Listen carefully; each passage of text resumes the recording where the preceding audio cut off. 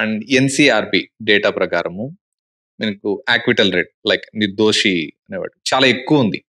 అంటే ఈ especially 498 cases లో ఎక్కువ ఉంది. లైక్ నిర్దోషులుగా బయట రావడమే చాలా ఎక్కువ ఉంది. ఒక 90% ఉండొచ్చు, లేకపోతే 80% ఉండొచ్చు, ఎక్కువ ఉంది. సో ఇవి ఎంత లైక్ దీన్ని బట్టి చూస్తే మనం మిస్యూజ్ చేస్తున్నారనే కదా అర్థం. 498 కేసెస్ మిస్యూజ్ చేస్తున్నారు అని ఒకే కన్క్లూజన్ కి రావడానికి వీల్లేదు.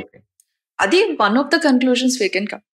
అక్విట్ అవుతున్నారు అంటే దాని అర్థం అది ఫాల్స్ కేసే అనే దానికి మనం రాలేం. అది అయ్యుండొచ్చు అంతే. ఎందుకంటే అక్విటల్ అనే దానికి చాలా అక్విటల్స్ కి చాలా రీజన్స్ ఉంటాయి.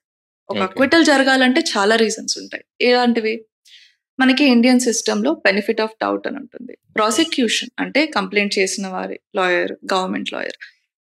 ప్రాసిక్యూషన్ కనుక తన కేసుని తను పూర్తి ఎవిడెన్స్ తో ప్రూవ్ చేసుకోలేకపోతే బెనిఫిట్ ఆఫ్ డౌట్ అనేది అక్యూజ్డ్ కి ఇస్తారు. అతను అక్కడ చేశారా లేదా అనేది పాయింట్ కాదు. బెనిఫిట్ ఆఫ్ డౌట్ వస్తుంది కాబట్టి అక్కడ అక్విట్ అవుతారు. బికాస్ వీళ్ళు ప్రూవ్ చేసుకోలేకపోయారు కాబట్టి. సో అక్కడ నిజంగా నిజం ఉండి ప్రూఫ్స్ లేక ప్రూవ్ చేసుకొని కూడా ఉండుండొచ్చు. అలా కూడా ప్రూవ్ చేసుకోలేకపోయి ఉంటుంటారు. అలా ఇలా కూడా అక్విటల్స్ అవుతూ ఉంటాయి.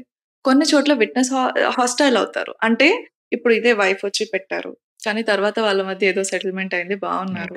వైఫ్ వచ్చి లేదండి నా హస్బెండ్ నన్ను కొట్టలేదంట. ఇప్పుడు తను కొట్టారా లేదా అనేది ఎవరికి తెలియదు. విట్నెస్ గా వచ్చి తనే చెప్తుంది ఎవిడెన్స్ లాగా. సో అలా అక్విటల్స్ అవుతూ ఉంటాయి. అండ్ మీరు అన్నట్టు ఏమంటాం, ఫాల్స్ కేసు జరిగింది కాబట్టి హస్బెండ్ దగ్గర కూడా ఎవిడెన్స్ ఉంటుంది, అది ఫాల్స్ గానే పెట్టారని చెప్పడానికి.